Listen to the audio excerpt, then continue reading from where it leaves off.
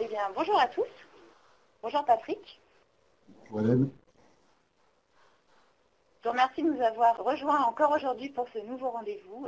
Alors aujourd'hui, nous allons voir une introduction à la configuration documentaire. D'habitude, après la démonstration de Patrick, on répondra à toutes vos questions. En attendant, vous pourrez les poser sur le chat en bas de votre écran. Et je vous retrouve tout à l'heure. Donc, je vais commencer par parler de la configuration documentaire. Donc, je vais commencer par quelques slides pour vous présenter la problématique et ensuite nous passerons vers une démonstration. Alors, cette démonstration vous montrera plus la partie fonctionnelle de l'application que l'on peut adapter en fonction de vos besoins. Je vais d'abord commencer donc, par les problématiques. Tout d'abord, les problématiques sont très simples. Comment définir une liste de livrables et de pouvoir en suivre l'avancement? Donc, comment définir une liste de demandes de documents? Comment ne pas dupliquer l'information, c'est-à-dire comment placer une information dans plusieurs dossiers sans que celle-ci ait besoin d'être dupliquée? Donc, c'est de la gestion de compte. Comment maintenir un dossier à jour avec les dernières versions valides, c'est-à-dire éviter qu'une personne n'ait pas la bonne version valide, la bonne dernière version valide dans un dossier. Comment tracer les livraisons à des tiers externes en faisant des photographies des livraisons. Et comment suivre et comparer l'avancement d'un dossier entre deux dates, par exemple, ou entre un livrable et le dossier actuel, pour éventuellement faire un livrable différentiel de votre dossier. Donc, face à ces problématiques, il y a quelques exigences. D'abord, être standard dans l'application. En effet, on ne doit pas chambouler l'application et avoir quelque chose qui ait besoin d'un module. Ce que je vous présente, c'est quelque chose de standard dans l'application. Ne pas avoir de duplication de l'information. En effet, on ne va pas multiplier l'information car cela voudrait dire que chaque personne doit modifier X fois l'information pour la mettre à jour. Avoir une traçabilité complète de l'évolution des dossiers, que le système puisse nous donner tout le cycle de vie d'évolution des dossiers. Et enfin, avoir un outil qui va nous permettre de comparer entre deux dates, entre deux jalons ou autres éléments qui vont nous permettre de comparer l'évolution d'un dossier. Voici pour la problématique et les exigences. Maintenant, je vais passer à une démonstration qui se veut plus fonctionnelle. Donc, je vais partager mon écran. Voilà. Vous devriez donc tous voir mon écran. Donc, je suis connecté avec un utilisateur, un mot de passe, et je vais arriver sur une page d'accueil qui est la partie des dossiers. Donc, au niveau des dossiers, je vais vous présenter donc un dossier de livrable que j'ai commencé à construire. Donc, c'est un dossier de livrable électrique bâtiment.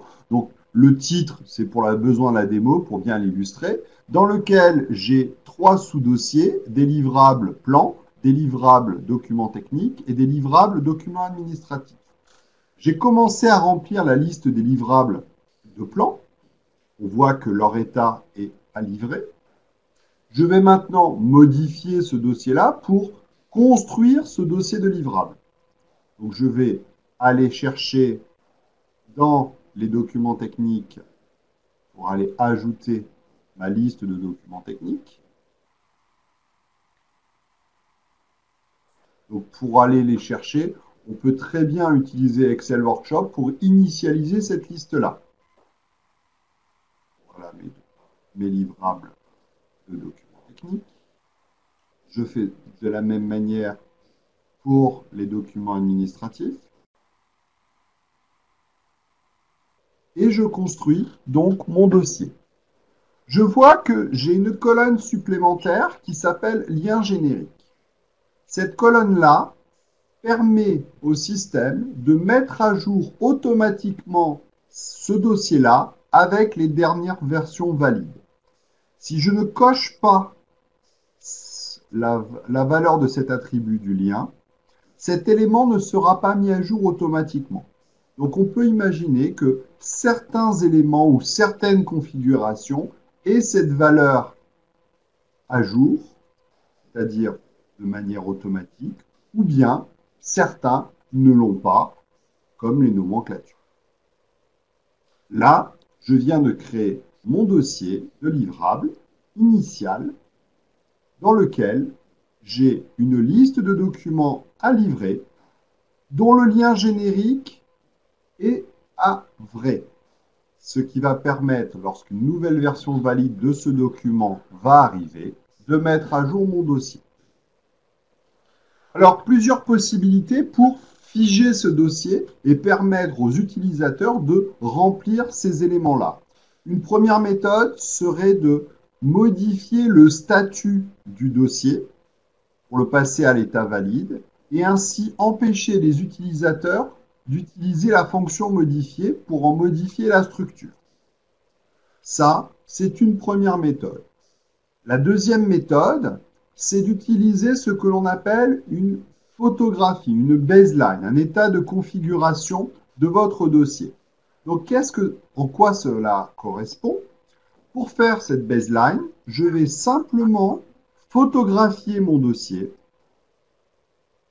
Donc, je vais choisir mon dossier, dire que je veux choisir par exemple tous les éléments de mon dossier avec tous ces niveaux, et je vais soit créer une photographie, soit enrichir une photographie existante. Alors, j'ai déjà créé une photographie, je vais juste l'enrichir. Je vais aller chercher mon dossier de type jalon, donc c'est l'état initial. À partir de là, dans cette photographie, donc si je retourne dans la liste des états du dossier, je retrouve la photographie de mon dossier. Ce qui est important, c'est que même si mon dossier évolue, si les documents de mon dossier vont évoluer, ma photographie n'évoluera pas. Et ça, c'est très important de le souligner. Cette photographie est quelque chose d'immuable dans le temps, quel que ce soit pour la structure du dossier ou pour les éléments du dossier. Donc, à partir de ce moment-là, j'ai ce que l'on appelle la photographie de l'état initial de mon dossier. Donc, tout ce que je vais demander à mes utilisateurs au final. À partir de là, un utilisateur va pouvoir travailler et modifier et livrer une nouvelle version d'un document. Par exemple, ce document-là, le plan de livrable. Il va pouvoir automatiquement prendre ce document de livrable. Il était dans une version qui l'empêchait de le modifier, donc il va monter de version. Il va faire une livraison par le bureau d'études, par exemple. Il va aller récupérer les pièces jointes qui correspondent à son document. À partir de ce moment-là, il y a une nouvelle version qui a été créée. Donc, on est à la version A. Ce document va suivre un circuit de validation, c'est-à-dire que on va l'envoyer via les bordereaux d'approbation, via une validation simple, ou bien via le processus d'auto-validation que je vais utiliser. Alors, ce n'est pas dans la réalité, mais ce n'est pas l'objet de ce webinaire, donc je vais aller plus vite dans l'application. Et donc, je vais valider mon document. Qu'est-ce qu'il va se passer? Avec cette nouvelle version dans l'application, on va voir que la version 0 de mon document n'est plus présente dans la liste des livrables, mais qu'elle fait partie de l'historique de ce document-là. Et dans mon dossier, on va regarder maintenant l'avancement de mon dossier. Je peux voir que dans mon dossier, ici, la version de mon document a été mise à historiser. Il a mis à jour mon dossier. Il a bien remplacé la version 0 par la version A. Donc, automatiquement, grâce à la position du lien générique, mon document est automatiquement validé. C'est-à-dire qu'à chaque fois qu'il y a une nouvelle version disponible, il met automatiquement dans les configurations documentaires la nouvelle version valide de ce document, sans que l'utilisateur n'ait à faire aucune modification. C'est très intéressant parce que ça vous permet d'avoir à tout moment un dossier valide et à jour. Maintenant, si je regarde l'avancement de mon dossier à la date du jour sans les documents à livrer, je retrouve mon document avec la version. Je peux lui demander de revenir en arrière, par exemple à la date d'hier. Je peux lui demander de regarder mon dossier tel qu'il était à la date d'hier. Et à la date d'hier, mon dossier avait bien la version 0 dans son application. Alors qu'à la date d'aujourd'hui, mon document est tracé. Alors comment cela fonctionne dans l'application? On a ce qu'on appelle des dates de début de validité et de fin de validité. Le système va jouer sur ces dates pour pouvoir remplacer un élément par un autre en mettant une fin de validité pour celui-ci. On peut le voir en mettant le filtre tous. On va regarder le document initial qui a été créé, le début de validité hier. La fin de validité est égale à aujourd'hui parce qu'il a été remplacé aujourd'hui par la version supérieure. C'est comme ça que le système fonctionne. Et grâce au filtre, nous sommes capables de visualiser l'avancement du dossier à aujourd'hui. J'ai donc la possibilité d'avoir le dossier tel qu'il est aujourd'hui, tel qu'il était hier, et je peux aussi regarder le dossier tel qu'il avait été demandé dans sa photographie initiale.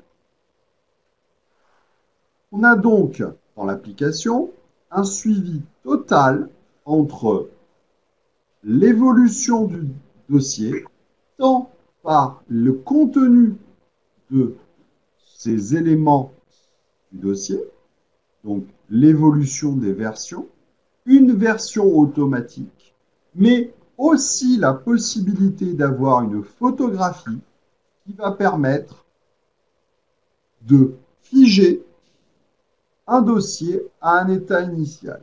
Admettons que je doive maintenant faire une livraison à un client.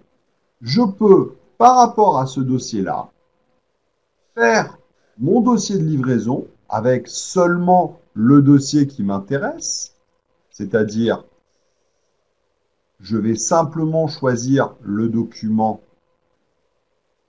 à l'indice A, par exemple. Je vais prendre mon dossier de livrable.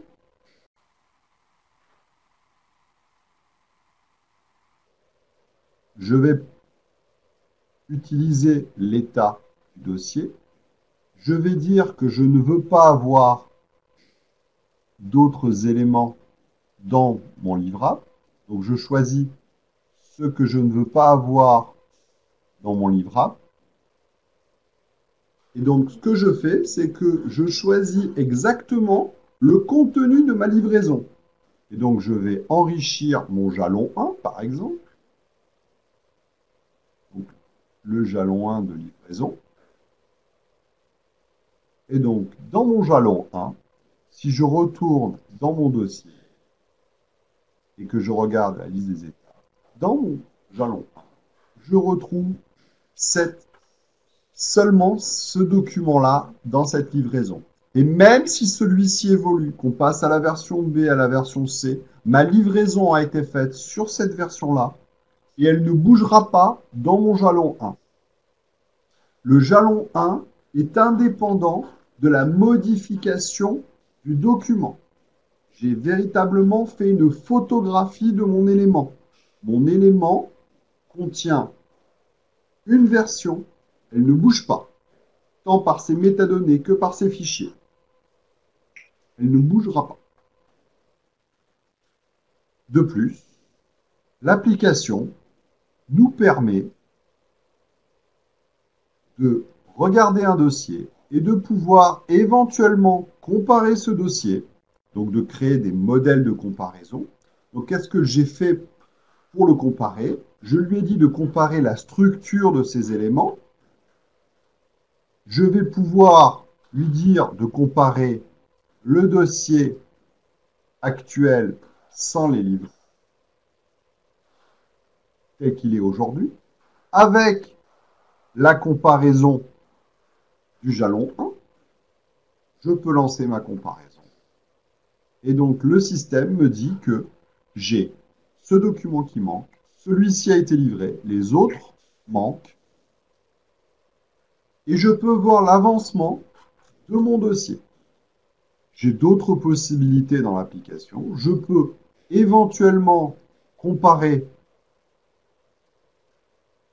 deux jalons pour voir le différentiel. Par exemple, je pourrais modifier celui-ci et comparer l'état initial, donc l'état de livraison que je veux demander, avec l'état du jalon 1. Et mon système va me comparer et va me dire celui-ci a été livré et ceci manque. Donc, on est capable, outre d'avoir cette vision entre les livraisons, les dates du dossier, de pouvoir avoir une vision synthétique de l'avancement du dossier directement par l'outil de comparaison.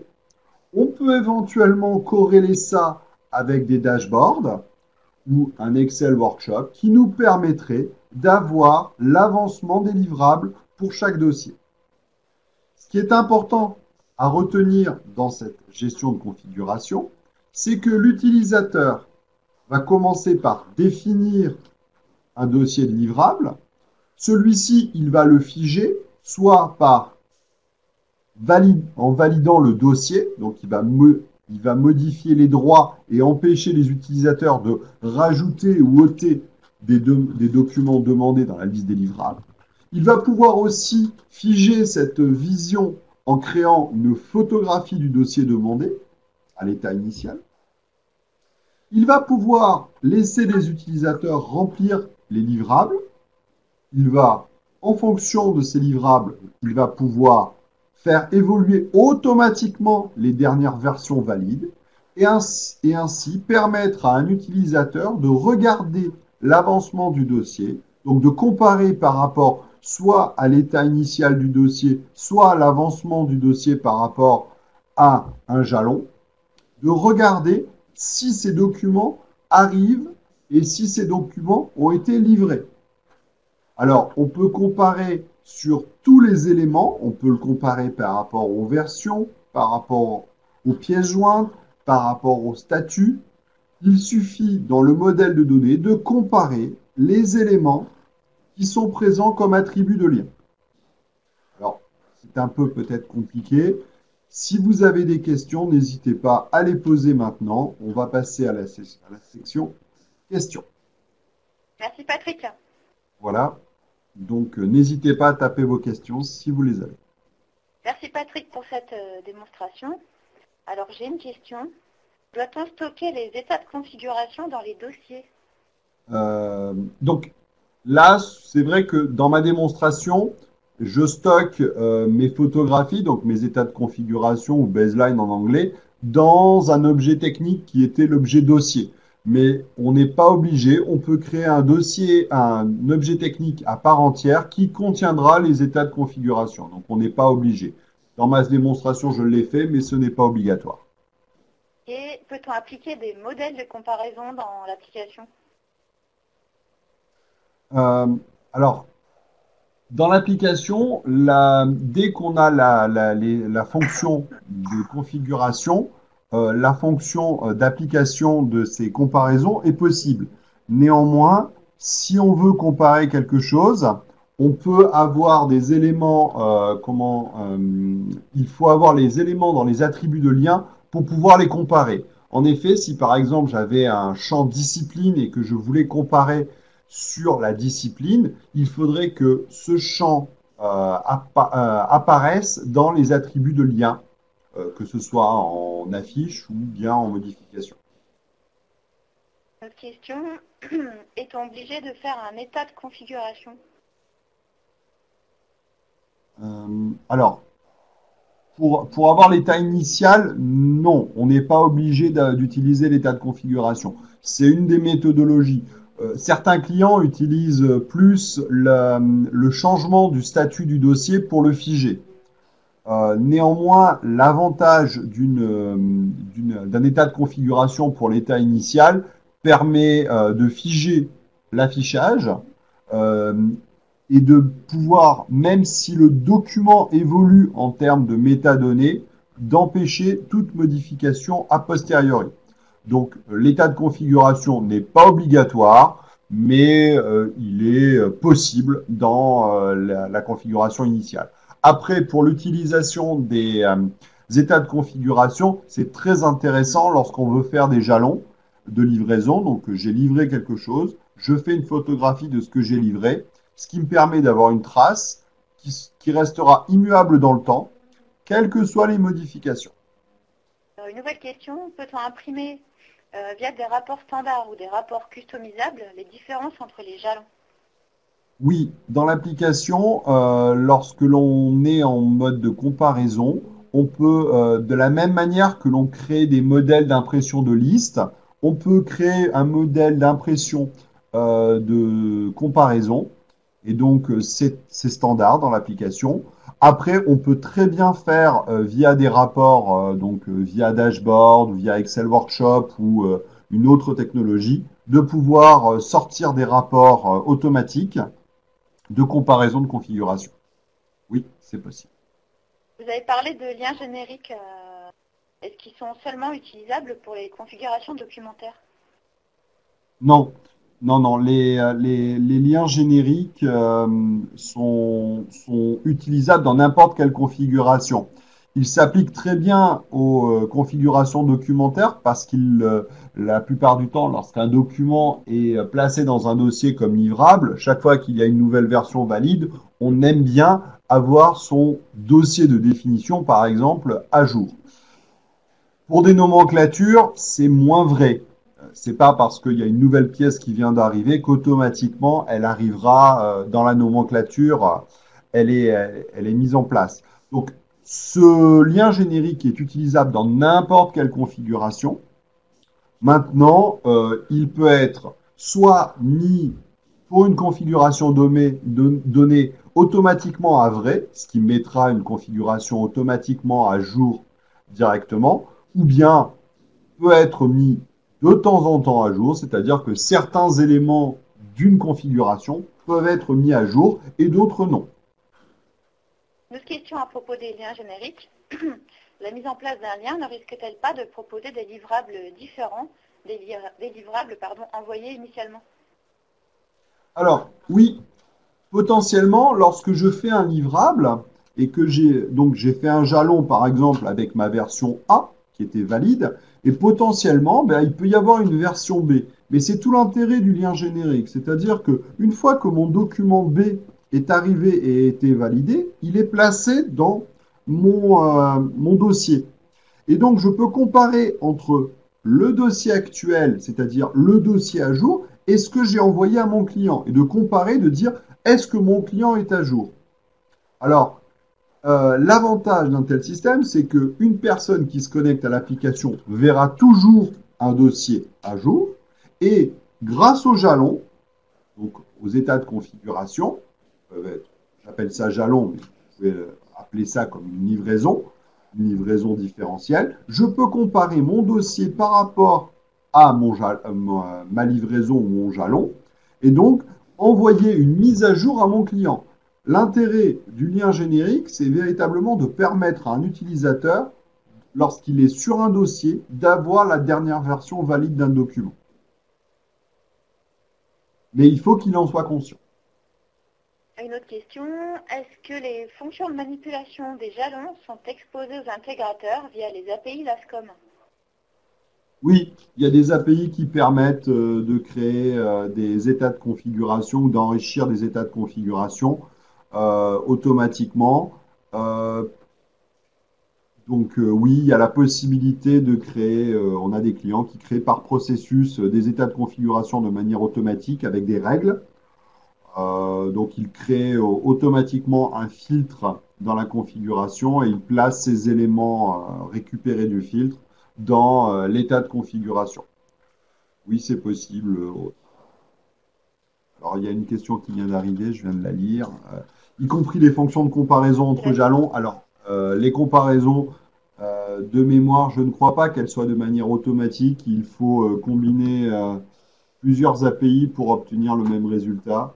Et je ne crois pas que ce soit une seule API qui fasse la comparaison. Mais là, il faudrait qu'on se rapproche de notre R&D pour poser la question. J'ai une autre question. Doit-on stocker les états de configuration dans les dossiers?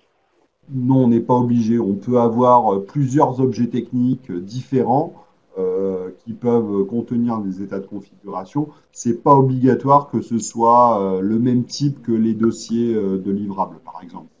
Euh, les clients ont un dossier qui s'appelle baseline et dans lequel ils vont stocker tous les états de configuration qui n'est pas le même que l'objet de type dossier. Donc, non, c'est pas obligatoire et je n'ai pas été assez clair. On n'est pas obligatoirement obligé de définir quels sont le type d'objets qui doivent être stockés en baseline. Donc, on peut avoir certains objets qui n'appartiendront jamais à des états de configuration, ainsi que le contenant des objets de configuration n'est pas forcément le même type que les éléments dont on va créer une photographie. Ceci est du paramétrage du modèle de données. Bien. Avez-vous d'autres questions? Je crois que c'est Donc, si vous terminé. n'avez pas d'autres questions, nous allons conclure. Bien, merci pour votre attention. Nous vous donnons rendez-vous la prochaine fois, le mardi 20 juin, comme indiqué sur votre écran. Cette fois, ce sera sur la gestion des équipements. Merci beaucoup de votre attention et puis à très bientôt. Et n'hésitez pas, si vous avez des questions complémentaires, à nous les faire parvenir. Nous vous y répondons. Et si vous voulez revoir les webinaires précédents, n'hésitez pas à me demander par mail ou téléphone, peu importe. À bientôt. Merci. Merci beaucoup, au revoir.